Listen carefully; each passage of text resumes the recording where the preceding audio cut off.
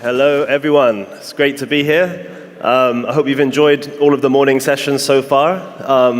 It's a pleasure to introduce Mr. Yatsu with us, the co-founder and chairman of Animoca Brands. Thank you so much for making the effort to come out to Istanbul and to check out the Turkish market. It's an honor to host you. Welcome. Oh, thank you for having me. And so far, Istanbul is a beautiful place. I don't come here often, so this is a wonderful opportunity. Thank you for having me. Absolutely, absolutely. Okay, so to be honest, you don't need much introduction. You're in a lot of conferences these days in the media. You talk a lot about digital rights, digital ownership rights specifically. And I think it'll be important really for our audience to kind of set the scene for our fireside chat to kind of talk about what that really means. Yeah, actually, I guess we'll jump straight into it, right? Yeah. So, one of the big missions for Animoca Brands actually is around what we call digital property rights, and you've heard me speak about that. But actually, maybe this is the opportunity where I can maybe put up the slides now, if you don't mind, because I think it helps illustrate that. So if you could maybe put up the slides, please.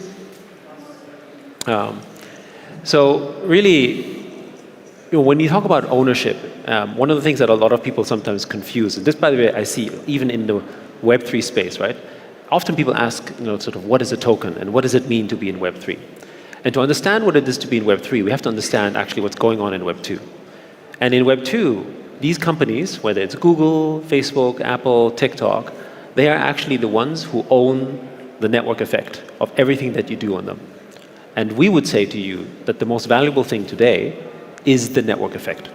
The network effect allows things like OpenAI to work, it allows platforms to grow. But actually, if you think about the basis of network effects, it's all of our social relations.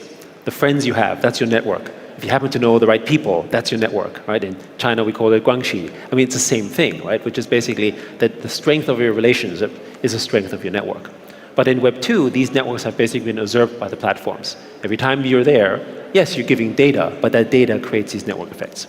And in Web3, we actually now have the ability to own these network effects. So when we talk about digital property rights, which is the mission of Animoca Brands, actually you're talking about owning a piece of the network effect. And why this is so fascinating is that in Web2, the network effects are closed. Each of them are basically permissioned. If you want to launch your app on the App Store, you need their SDK and you need to pay them 30%, and you need to advertise on their platforms. But what's interesting about Web3, it's permissionless. That's what's powerful about it. You don't need permission to build on Ethereum or on Solana or on Ton, for instance, or on Mocha. You can build on it if you want, but also you can move liquidity and services around anywhere you want. It's as if Apple and Facebook and Google are all merged together, and you can freely move all of your assets and all of your data around, and you get to own those network effects. And so when you own a token, this is the important part, when we talk about building our token reserves, and for all of you here who are thinking about investing in tokens, buying and stuff, how many of you are buying Ethereum because you think there's good yield? You get actually, ironically, better yield if you buy T-bills, right? Or US Treasuries, right? That's not why you're buying tokens. You're buying it to be a part of the network, not just its membership, but to utilize it. But a lot of the emphasis today has been on the financial side. And the previous speaker was talking a lot about Ton. What's interesting about Ton is Ton actually has a lot of network utility on the utility side. That's its predominant use, right? Its TVL is fairly low in comparison to other chains. But actually, when it comes to most of the tokens out there, the financial utility is the predominant narrative, which is why there's a lot of discussion on trading and meme coins and all that kind of stuff. But they aggregate together. And I would also, in closing, say this is the very first time that you can own a network effect. If you own shares in Facebook, that doesn't give you the benefit of using Instagram, right? You don't actually get benefits of being a shareholder in Facebook. It doesn't give you utility in Facebook, in Instagram, in these services, right? But if Instagram was a token, we think that value would be far, far greater than actually holding the equity in Facebook as an example, right? So they're two different constructs. And maybe also one, I think sometimes builders in the space don't understand that either, right? They look at it as a way to fundraise.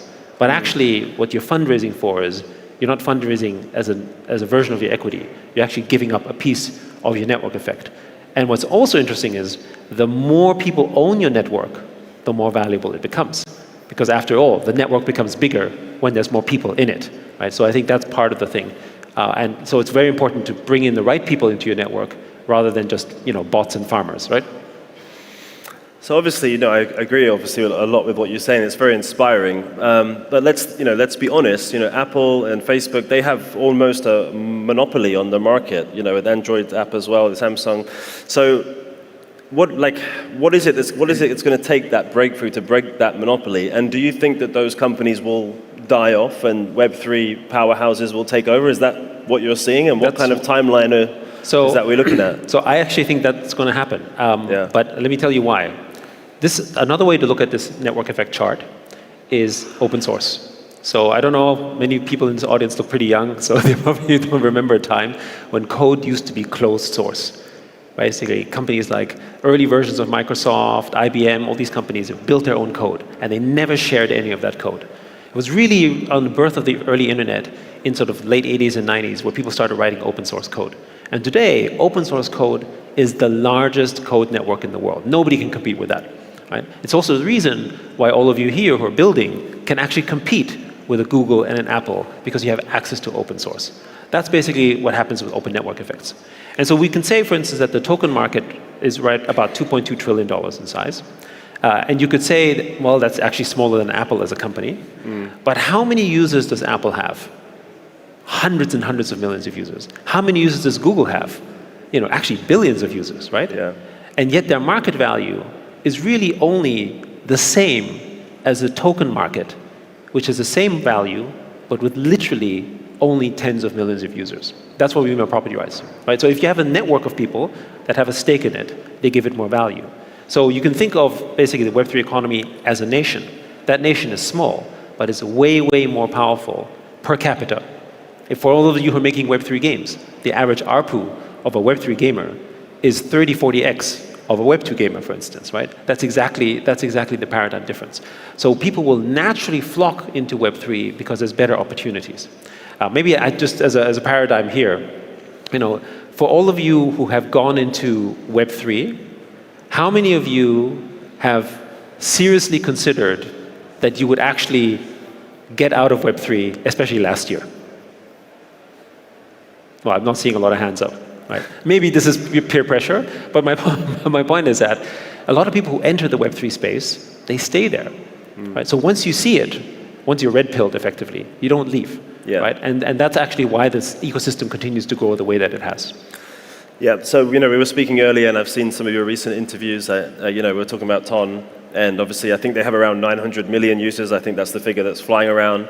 And obviously the network effect of them coming in on Ton is not just bullish for Ton, it's bullish for the whole ecosystem. Because like you said, they're going to be using interoperable bridges to bridge to other chains, use different exchanges. And so if someone was to ask me that question, I guess the Ton super app that they're building now has the potential, to be that kind of decentralized like Apple store. So I mean, we became Ton's largest validator and also investor because we believed it could have that capacity to grow the space.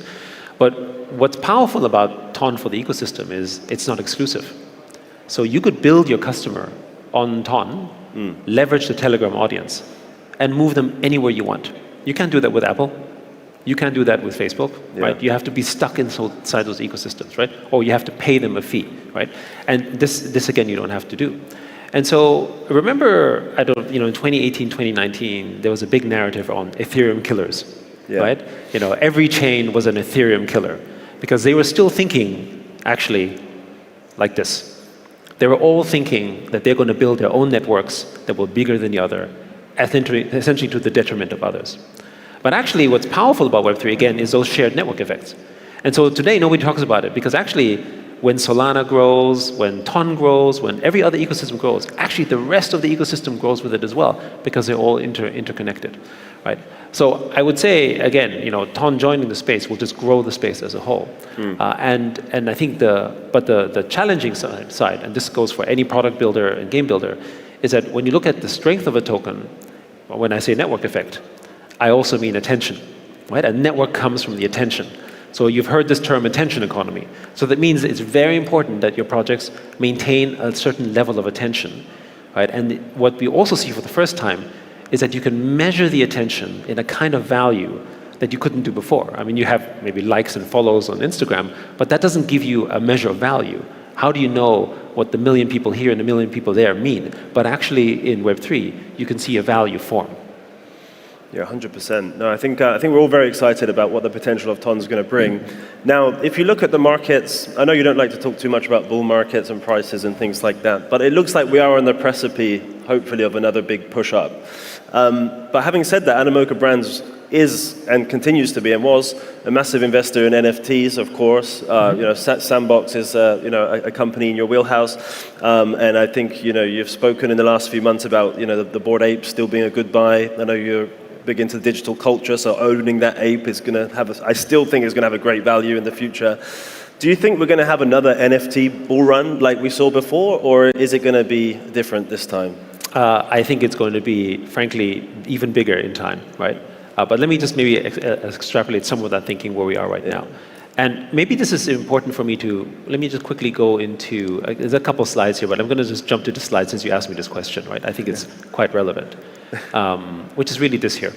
So I think many of you might be familiar with Maslow's hierarchy of needs, right? So we don't have to go into too much of the details, but basically this is kind of the needs that we as humans generally have, right? So we have, outside of physiological and safety and security. Once we reach a certain kind of safety, then we will look for love and belonging and self-esteem, and eventually maybe you can reach self-actualization. So we won't go into those conversations. Right now, what's happening in the Web3 and crypto space is a lot of people are using it as a way to fulfill the bottom tier, which is basically economic safety and security.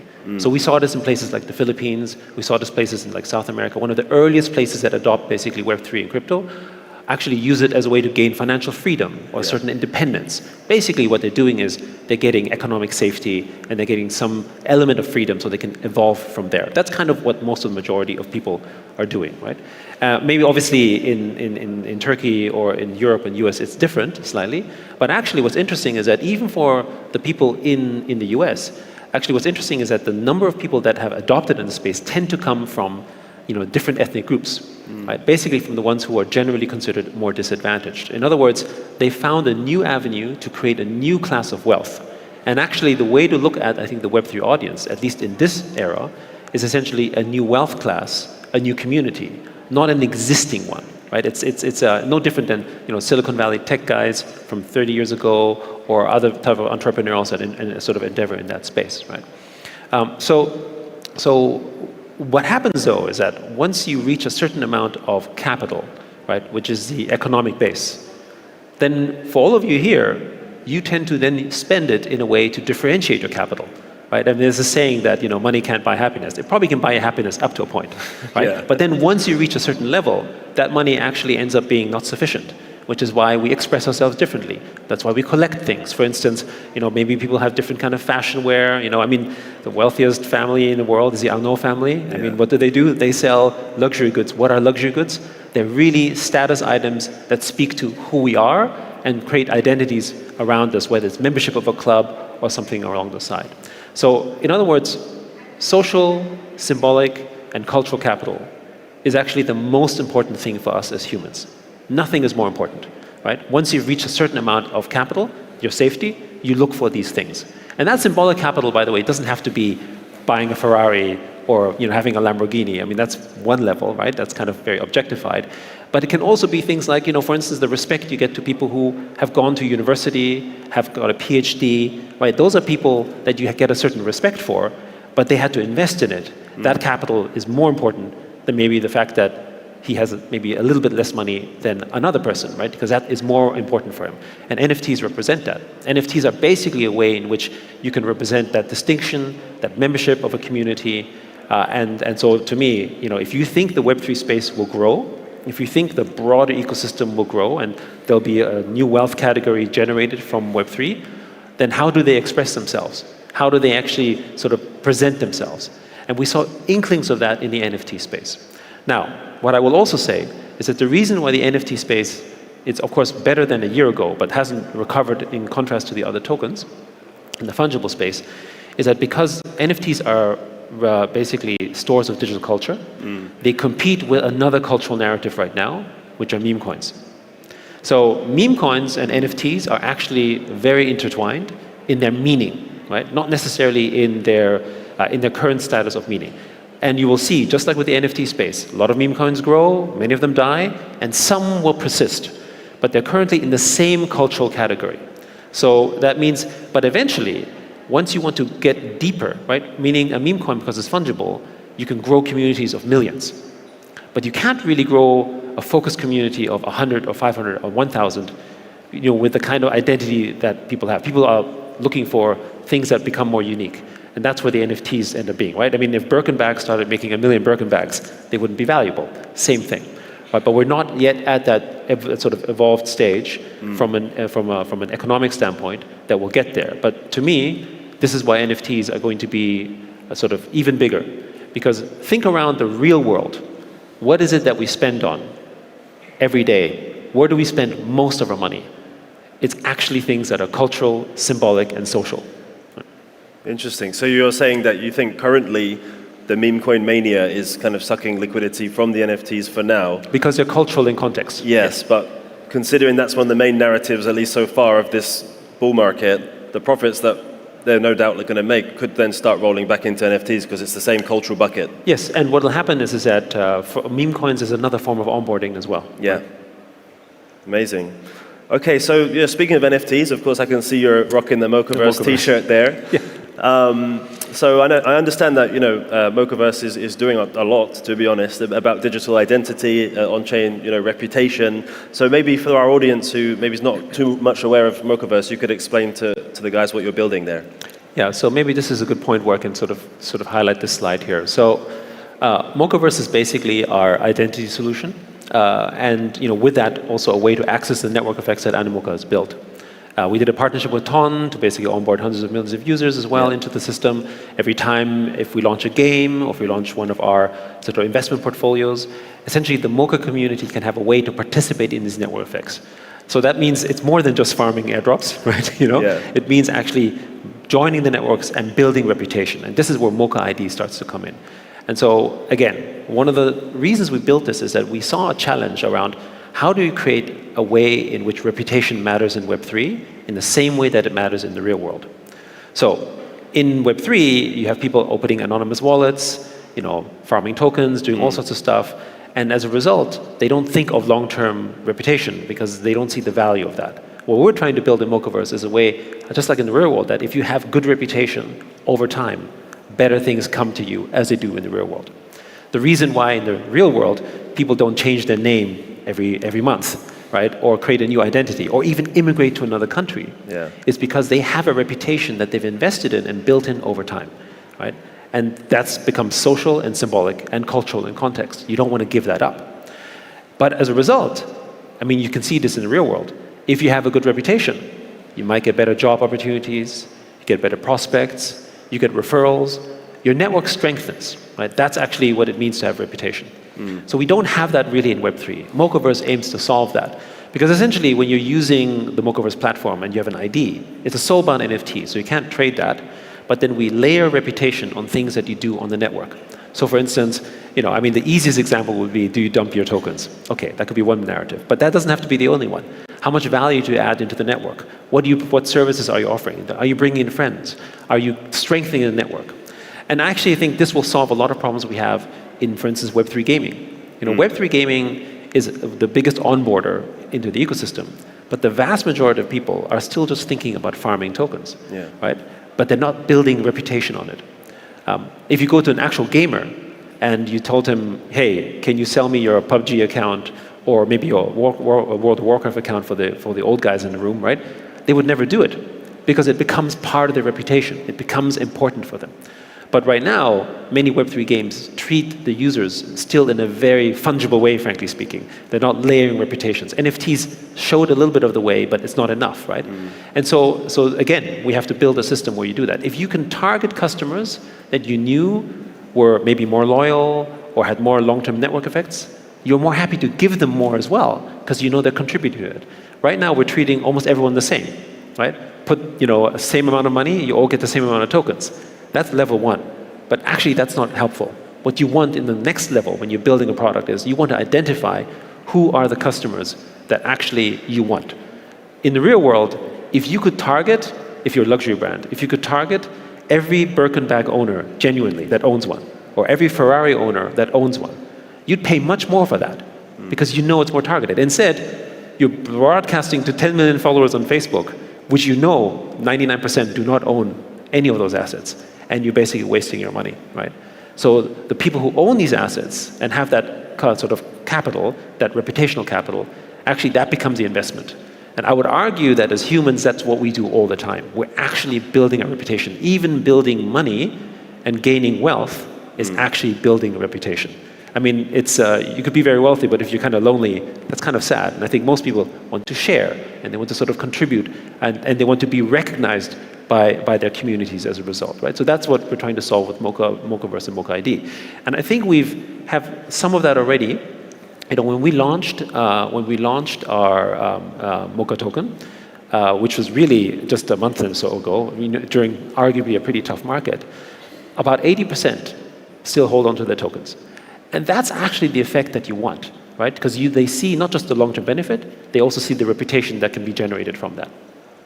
I was looking at the Mocha token last night when I was doing some research before our event, and I mean, it's pretty good investment, I think. Like at this stage, I mean, with the network effects of Animoca and obviously your recent integration into Ton with your ID solution, I'm eyeing that up myself. But yeah, look, I think what you're building with Mocha ID is amazing.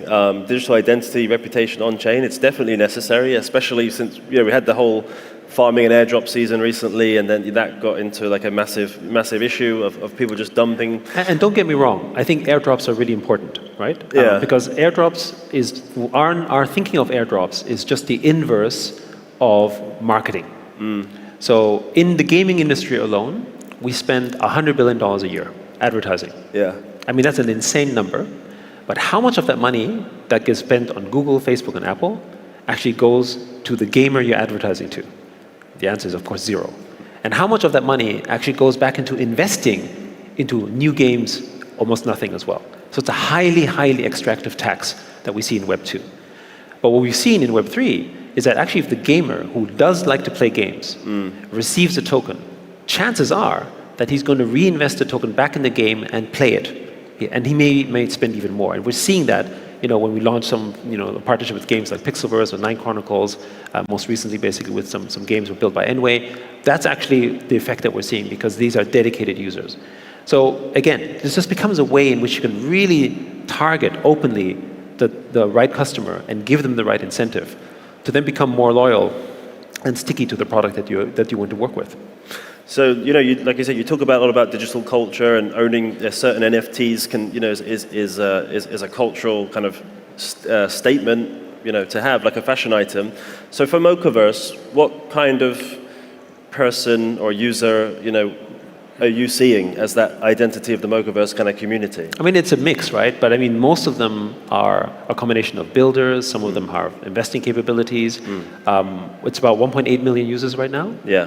But each of those users actually have an intention to do stuff seriously in Web3, right? And by the way, in Web3, that doesn't mean you have to be a builder. Even if you're just holding tokens and investing in the space, you become a contributor in the network. I mean, for Bitcoin as a network, those who hold Bitcoin already offer value to that, right? So that's effectively what you're building out to. And now you can target that customer audience, and you can bring them into your network.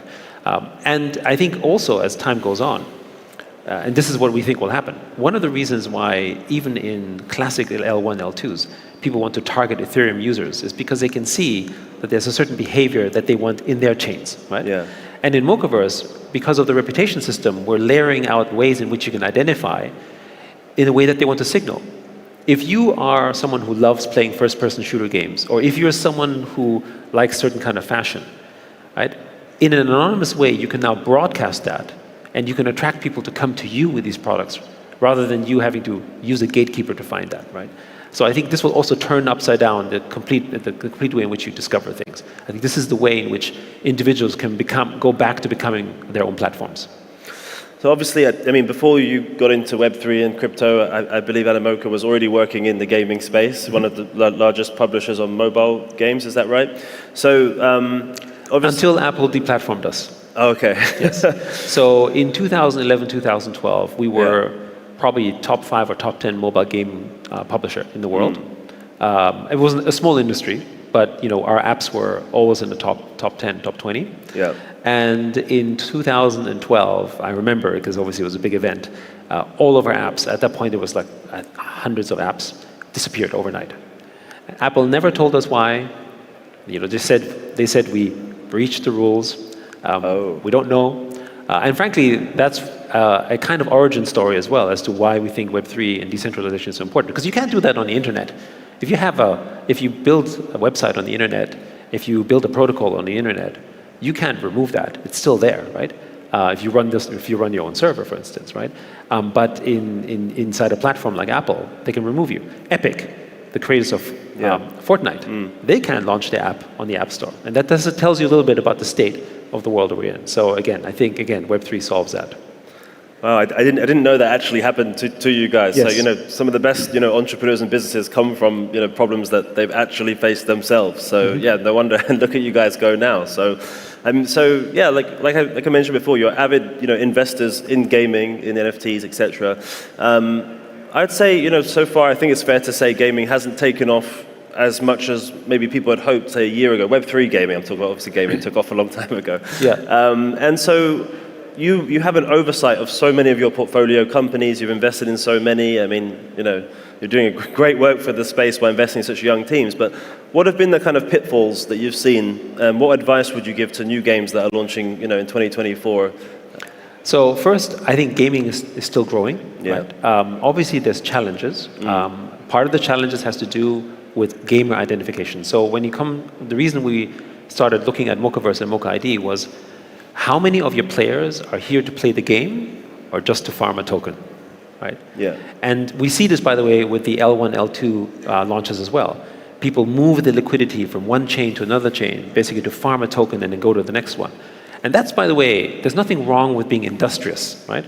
But there is an issue when 90% of the audience is only there to extract, right? Yeah. And that's one of the challenges. And in the first phase, there were a lot of bots, right? And in the second phase, even if you do KYC, there's a lot of people signing up in all these places and then selling their ID. So one of the problems we had when we were launching some of our products earlier was that we had KYC. So it's a real human. But then that real human would sell his wallet to another person somewhere else around the world so they could participate in that sale. Right. And then suddenly, one person had 100,000 wallets, right? Even though they were signed up with 100,000 individuals. Because the value you can generate is still worth the friction of that cost, right? So we can say that there's certain anti-Sybil mechanisms. But if you make more than 50 cents or $1 per user, or per account, or per wallet, then it's worth it, right? So there has to be a cost related to that. And so I think that's why we focus on reputation. Because reputation is a long-term investment. Whereas farming tokens is really a short-term investment, right? Right? If you want to build something that will benefit you years down the road, you have to invest in it. Whether it's a degree, whether it's a relationship, whether it's your job, whether it's your family, right? These are all long-term relationships and investments you're building in some form or fashion.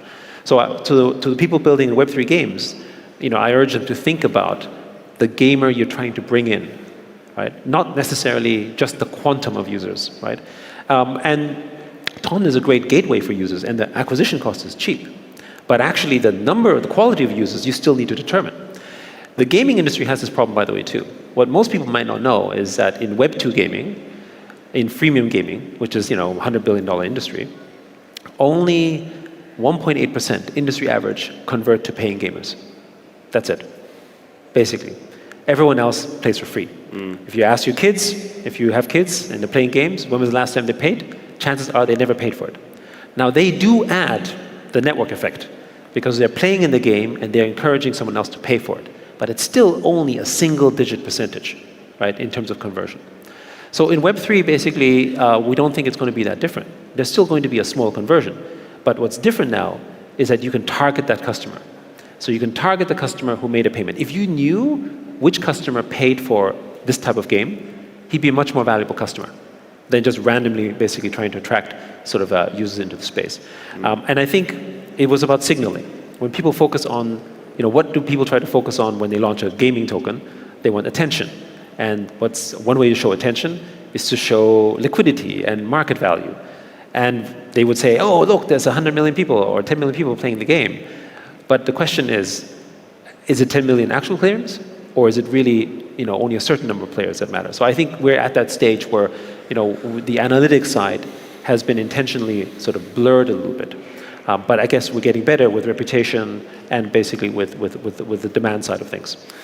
Yeah, I mean, look, this whole farming and airdrop and like bots. I mean, to be honest, from what I can see with my agency and working a lot of go-to-market, it's the exchanges that are driving a lot of this because they have so much. They want to see how many more users you're going to bring to our exchange if you list us. Yeah, but I would say exchanges don't want bots. I mean, exchanges people use bots for market making and so on. That's different. But people don't want extraction, right? And I think one of the challenges you have as well is that when you think about sort of listing a token, what are you doing? You're launching your network. You're opening up your network effect for others. So the key thing I think that you have to think about is who should be the member of that network, right? Now, if you have 1,000 true fans in your network that are going to build and invest in your system, that's more valuable than even 10 million people who are there only for a flash second because they're only there to make money. And again, I'm not saying it's wrong, but it's the ratio that matters. Axie Infinity had the same issue. Axie Infinity found its resurgence after many of the people who were just there for speculation left, and actually the bear market was pretty good because people were basically building on the ones who believed in it and actually wanted to build on it and actually wanted to keep playing the game, they stayed. Yeah. And that actually then created essentially the foundation for what eventually helped shape Ronin. So let's touch on the metaverse because it's a word that people are using a little bit less these days, but it's still obviously extremely important and is the future. Now, obviously, a lot of people think of the metaverse wearing VR goggles and headsets, and that didn't really take off. And Meta failed. Yes. Let's say they did fail. But interestingly enough, Mark Zuckerberg hasn't given up on it. He hasn't given up yet. He hasn't given up on it. Do you think that he's going to turn that around? No, I don't think he can because he's trying to build a closed metaverse. But the meaning for us for the web metaverse still begins with digital property rights. That's the intention behind. That's what we believe in. And to us, basically, Web3 is effectively the platform for the metaverse, for our virtual existences in which we can have ownership and basically exist virtually and create value. That's how we see it. The reason why a lot of people look at the metaverse as something that has failed is because when Facebook announced their name change to Meta, they essentially became the metaverse to very many people's minds. And so when that didn't work out too well for them, it also became that equivalent narrative of saying, oh, if it didn't work for Meta, then basically it can't work overall. But meanwhile, if you look at the Web3 space, you have sort of, millions of people joining the space. Everyone in this room, plus more, actually creating value in those ecosystems, for instance. And I think, to me, maybe this is where I can go into sort of another set of slides here that I thought is interesting to go over, which is basically this foundation here, right? So we believe that one of the key organizations of the metaverse, as we describe it, are decentralized autonomous organizations. We think those are the organizations of the future. Today we have companies, and these companies are the biggest ones are worth trillions and many millions of dollars. Other companies, but they're governed still by a small group of people at the top. CEO, management team. Then you have some shareholders, right? But the largest company in the world, whether it's a Microsoft or an Apple, only have about 80,000 shareholders, right? But DAOs, today, the value has gone down a bit, so it's more like in the $20 billion range.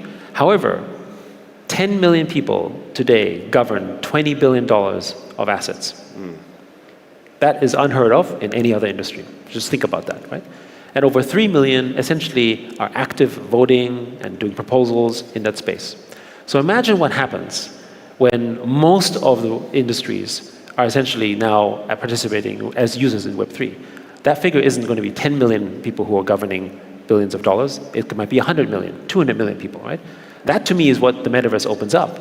When you own property as in token and governance, you own a share in the vote of that future, right? That's actually what we think the metaverse really means, and it's growing. right? I can't think of any organization that can bring that type of value to that many users in a given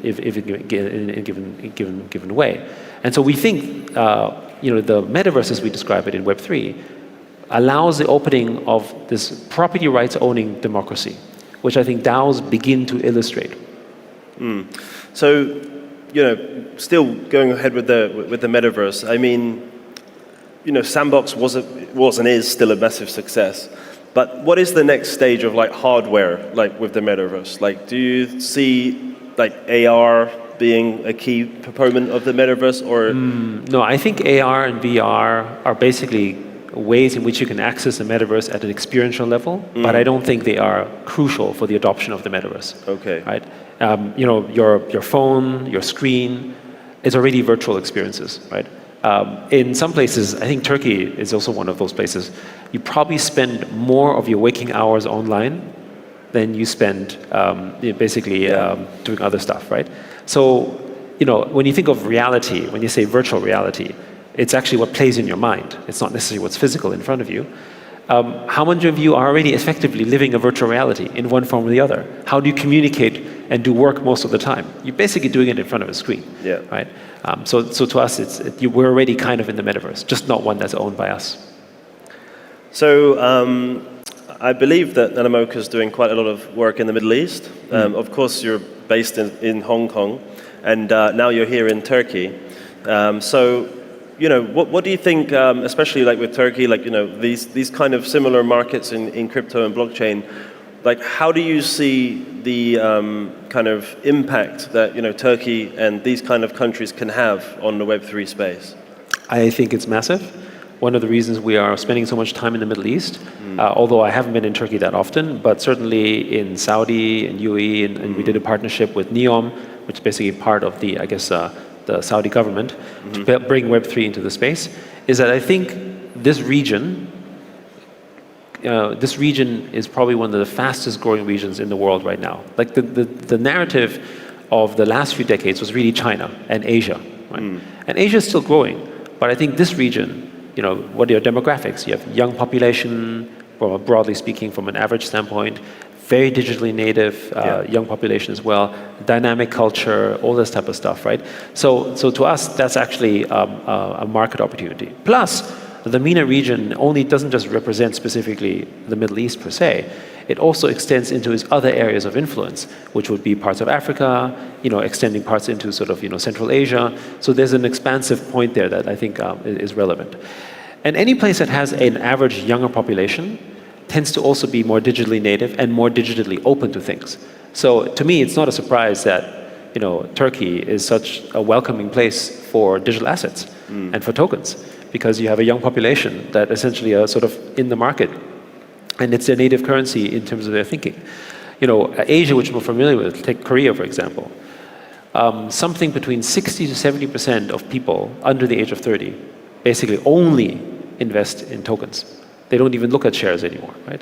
And I think the same trend, basically, I think we see that potentially happening in this area as well. So what plans in the future may Animoca brand specifically have for Turkey itself? Well, we already have a small presence with Sandbox here, but actually I think for us, we're looking at where we could basically open up more offices, sort of evangelize more of what we do. A lot of it, what we do also often deals with regulators. Like in Hong Kong, we're part of the government task force. We're also working in Japan, also in Saudi. So again, it's a little bit of that as well, right? And of course in the UK as well. So for us, being in Turkey would be more than just offering a product, because we represent over 540 portfolio companies today, plus a whole range of other things that we do. So it's also about working essentially with the governments in place as well. So hopefully we can see if we can have a supportive role here in Turkey as well. Considering how many investments you've made, you just mentioned over 500, and Animoca brand's reputation and as a leader in the industry, do you feel that responsibility now, like as a leader in the space, that the success of Animoca could also ultimately, help the success of Web3, obviously, and if it failed, then it could be a massive, bad thing for the market. There is a responsibility. Of course, we take what we do very seriously. One of the things that we often talk about, when we talk about Animoca as a business, is essentially the ethos, which is sharing the network effect. And so each of those companies build essentially a network. Even if they don't all succeed, which many of them might not, actually they've helped contribute to that network. Again, we take this example of an economy. When someone opens a restaurant or a supermarket in your neighborhood, maybe that restaurant isn't the best business, but it creates a community around it, and it actually creates value for the whole network of that community, right? I mean, just think about it, right? So which is all the reason why, for instance, a good shopping mall tends to have a library and lots of restaurants, not because they pay the most money in value, but because they add to the network. They bring people in, right? So it's not individual parts. It's the sum of all parts that essentially creates a bigger ecosystem. That's what we believe in Animoca Brands. So we invest in projects that help proliferate the growth of that, and across multiple projects as widely as we can to help grow the space. And is your investment strategy changing this cycle as opposed to last cycle? Like, how are you? Well, the investment strategy always has to change because the markets change, right? So the velocity in which you invest, we still do a lot in gaming because we think that's an area of growth. We're starting to focus more on education, for instance. That's another area that we're trying to push, right? So there's thematic ones like gaming and education, for instance, and identity. But then there's also macro things that we think will just help. We invest in DeFi, we invest in L1, L2 blockchains, we invest in TON, right? Precisely because we believe that they're going to help proliferate and facilitate the growth of that ecosystem as well, right? And we also do know and recognize that if we're supportive of that, then the rest of our network, like through the Mochaverse, can come into that as well, right? So for TON, one of the reasons why the partnership made sense is that our identity solution and the type of user that we have will add value and accrete value to the TON network as well. Yeah, absolutely. I mean, we haven't touched upon real-world assets, and I did read an article recently about your famous violin that you tokenized, and I think Galaxy Digital was involved in that deal. Maybe you could explain to the audience that use case. Yeah, so I own a violin, which is a Stradivarius violin, which I basically tokenized. And really the main reason I did that was to sort of illustrate to an audience of people who collect art, musical instruments, that type of stuff, that what you could do with blockchain, you could do with the assets as a way of onboarding them. Right, today, that group of people tend to be a little bit older and don't really understand blockchain that well, so that was really the point to illustrate that. But the bigger vision for me was, so for those of you who are into or understand music, I have a classical music background. It is very difficult for a young aspiring musician to play on a Strad or to play on these expensive instruments. Right? It tends to be very exclusive, or you need a sponsor and that kind of stuff. But what if you can tokenize that and then give governance voting rights to other musicians who own the token, who can then basically decide who gets to play on it? That doesn't just give you a kind of sense of ownership. It also gives you a way in which you can democratize access to certain kind of instruments. And that's not just for instruments. It could be for any kind of application that you can think of, right? It's just a sort of early illustration of that. It did make headline news, maybe because it was a Strad, but also because I think it was perhaps, maybe one of the most valuable things that was sort of tokenized as RWAs. And I think RWAs are an important bridge for taking the physical world into the digital world. And I think doing it with cultural artifacts, we do NFTs, so obviously cultural, but cultural artifacts are actually much easier to translate than the utility ones. Because I know you can do it with real estate and you can do other things. These are all valuable as well. But I think you focused more on the utility side, whereas the cultural aspects, there's more of an emotional connection as to why you want to own it, right? And so that becomes more valuable that way to have a piece of it rather than looking at the pure sort of financial value. Yeah, absolutely. So I'm really looking forward to seeing more and more of us, hopefully, tokenizing their real-world assets and gaining a yield from that, and it's going to be great to see. Now, look, I can see we're unfortunately around 60 seconds left. I would love to talk to you all day on here yet, but maybe you can give some final kind of closing words that you'd like our audience to kind of take away from this talk. So there's a couple of things, just in a few seconds, to think about. All of you who are building in Web3, building this space. One message I would like for you all to sort of think about is that while you're obviously building for your own success, actually because we're building in a shared network, if you do it responsibly, which is why reputation matters, you're actually building a network that will facilitate the growth to all. right? If you have success, you bring others into that network. One of the problems we have in the world, just as we go here, is that actually we have a big problem, which is wealth inequality, right? And you see this in most of the world, right? The rich get richer, the poor stay poor, they don't have access. The reason they don't have access is they don't have capital assets. They don't have property. And when we think of property, we often think of physical property, like a house. But tokens are network properties, right? There are ways in which you can distribute those type of property rights. You can imagine a future in Web3 where billions of people can own property. You can't do that in the physical world. Think about your home countries, your cities you live in. How many own land or property in the physical world? We can make it happen such that everyone could own property in the digital world. And what we've seen historically is that any place, any economy, any environment where you have more people own property, the GDP of those countries, the economies always grow larger. You take the extreme side, North Korea, you have 40 million people there and an economy that is smaller than Switzerland. Or you take a place like Switzerland, right? Or Hong Kong that has property rights. And the economic factor, the GDP, is much higher because people can own property and benefit from the opportunities of capitalism that come with it. So Web3, building it, is about growing the space, having ownership, and also creating a better kind of capitalism. That's how I'd close it. Yeah, thank you so much for your time. It's been an honor to share the stage with you today. We really appreciate you joining us here at Istanbul Blockchain Week. Thanks everyone for joining us. We'll see you later. Thank you. Thank you. Thanks.